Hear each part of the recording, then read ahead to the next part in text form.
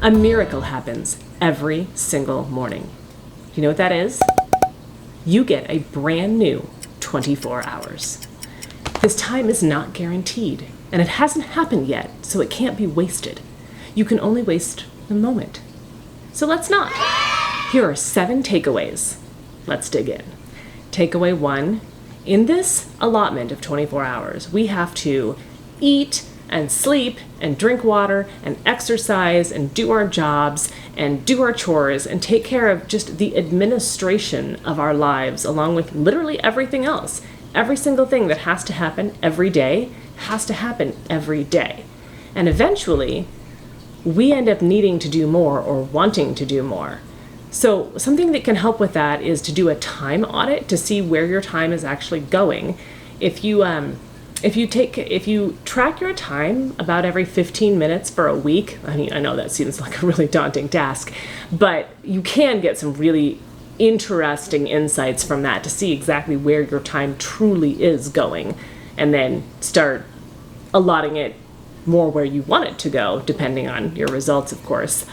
For more information on that, check out 4,000 Weeks up here. Fantastic book. But the great part about this is every single hour, we get a brand new hour. So the bottom line is don't waste that time.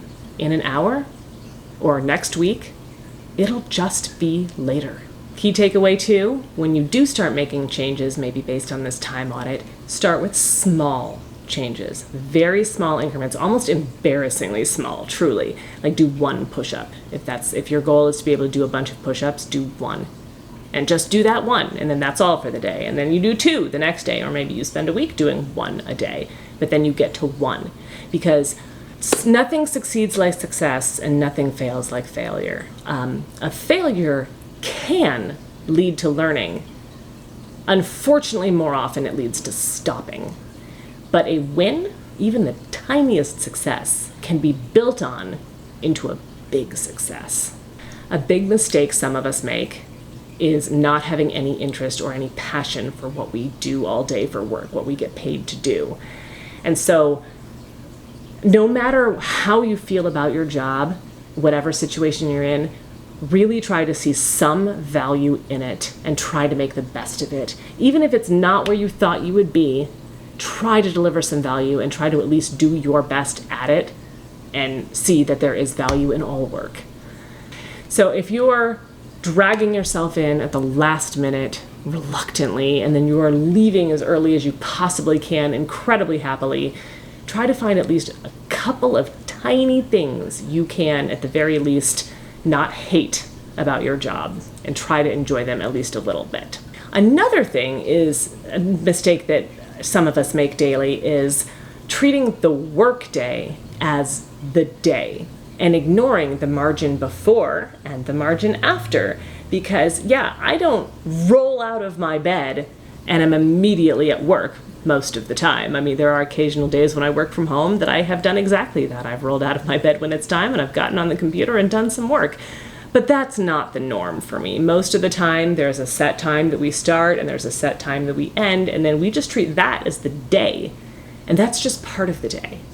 So enjoying that time in the margins, so to speak, of your day will lead you to not only enjoy all of your life better, but it's going to make you more engaged at work if you have enjoyable, valuable activities to do in your off time, in your margins. And how satisfied are you at the end of the day, the full day, when you have done something you enjoy and you find valuable and maybe gotten some insight or gotten better at something you enjoy doing because you put your time into something you enjoyed rather than just spacing out in front of the TV. I mean, we've all done that. Sometimes we need it, but it's much more satisfying at the end when you've done something you value.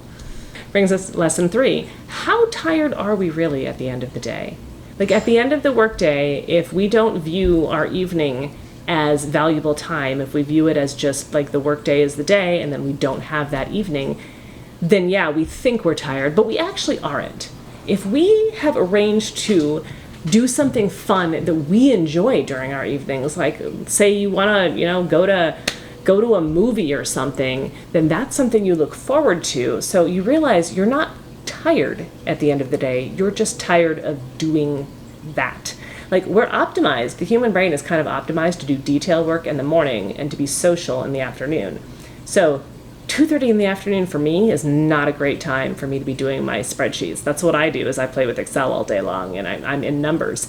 And so 2:30 mid-afternoon for me, not a great time for number crunching. But if I have arranged for something fun as soon as I get home from work, I'm going to be way less tired in the mid-afternoon because I have something to look forward to. I'm not going to be home just zombieing out, spaced out, doing nothing. I'm going to be like, oh yes, I have a fun activity that I've planned to do. Maybe I'm recording this so that you and I can connect, and then that's something I look forward to. Like, oh, when I get home, I'm going to record this for my people. And then that's something that makes me feel less tired because I have an enjoyable activity coming. And when at all possible, arrange your off time so that you get longer increments of time. Let me elaborate. If you get home at 5 o'clock and you don't eat dinner till like 6:30, then your evening is fragmented by a meal. And so you're going to get a little bit of time before your meal and a little bit of time after your meal, but you've got that meal in the middle there and it's fragmenting your time. So instead, eat your dinner as soon as you get home and then have that vast expanse of evening that you can do bigger, more valuable things, more enjoyable things with. Like, you might actually have time to go to that movie if you eat your dinner right away and then go to that movie. And then you don't have to worry that, oh, I still have to eat, or, oh, my dinner is not till 6:30, so I can't go to that movie. So try to get longer periods of time to enjoy yourself in at the end of the day. Takeaway number 4 is real, actual, unstructured time. Every single moment in our life does not need to be scheduled and choreographed and optimized. It is important, really important, to have true, deep rest time that is not nitpicked. So even rest time from activities we enjoy, even rest time from our leisure activities, like there are absolutely time that I know, hey, my brain is just kind of done. I've done my things for the day, and I need to turn my brain off and space out for a little bit. Like, we cannot and should not be on all the time. Our brains do actually need solid, real rest where we really just, meditate or even just have a little bit of actual space out time. We actually spend a lot of time spaced out. There's some studies that support that. And it's almost shocking how much time it really is. I think like a third of our day. I don't know. You can look that up if you want. That real downtime will also help you get a little more control over your brain, because you aren't on all the time, you aren't being overstimulated all the time, and it will lead to much greater control of your mind. Takeaway 5 is controlling the mind. Now, our perception is a lot of our experience, and we really do have a lot of control over that. I'm getting kind of mind control, a little bit Jedi mind trick here. Remember, Jedi can only control the weak mind. So, true control of the mind is really the first element into full actual existence. And it's dealer's choice of whether, do you want to meditate for a minute in the morning? Do you want to do a breathing exercise? Do you just want a minute of just absolute quiet time to just be you and exist and be a human being instead of a human doing? It's dealer's choice on what you want to do to get your mind correct and in order in the morning. But you cannot fail at this if you don't give up. Do today what others won't, and achieve tomorrow what others can't.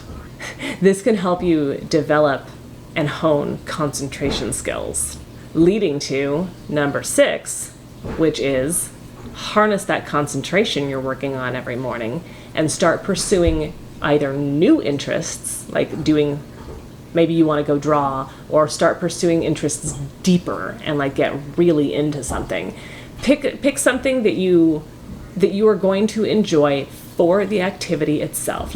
Let's just say you want to start drawing or something. Well, drawing, that activity particularly, will help you look at the world in a whole different lens, because when you start drawing literally anything, draw your phone, draw the plant in your living room or in your garden. Just take an actual piece of paper and sketch pad or whatever and go try to draw something. Maybe just draw a glass of water, or who knows, and just see how difficult it is. But That will make you see things differently. You're going to be paying more attention. Your perception is going to change so much because you have paid attention to that one thing and you have deepened your interest in it and strengthened your concentration and your ability to just do things in a little bit better way. Leave a comment about some cool new thing you want to try. Let's see what we get. I think that'll be fun. So a great way to get started with a new interest is key takeaway number 7. That's 7, right? is books. They are so sophisticated. They stand the test of time. Those words are written. They are etched. They're going to be the same now. They're going to be the same next time. They don't update every 5 seconds like the internet does. They are sturdy and stable. And the people who wrote them typically put some thought into them. So then every time you go back to a book, you're going to get different and new things out of it because of where you are in life versus what the book is telling you versus what it told you last time. I highly recommend pursue some kind of a book on whatever topic you want. So get those books and actually read them. Your life will be better if you get a book, a physical copy. Well, some people really do like Kindle, to each their own.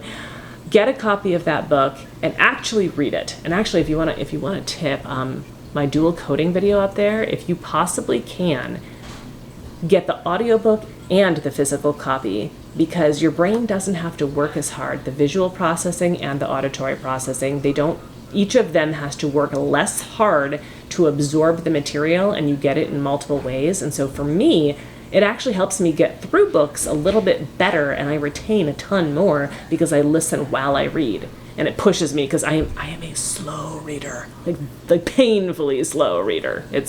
And yet I do a YouTube channel that is half of its book reviews, right? So I'm telling you that method can be great. Cautions and recap. Number 1, mind what you're doing.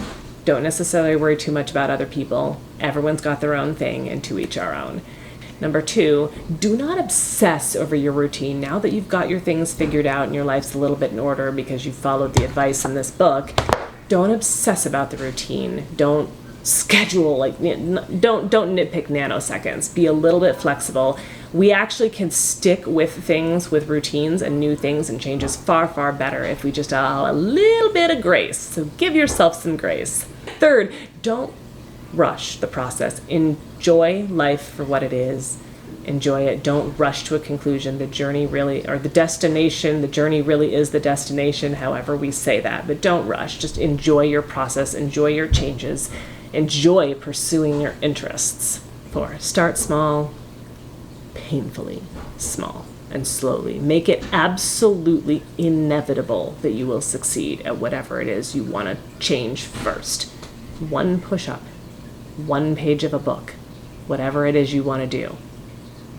Make it inevitable that you will succeed, and then build on it.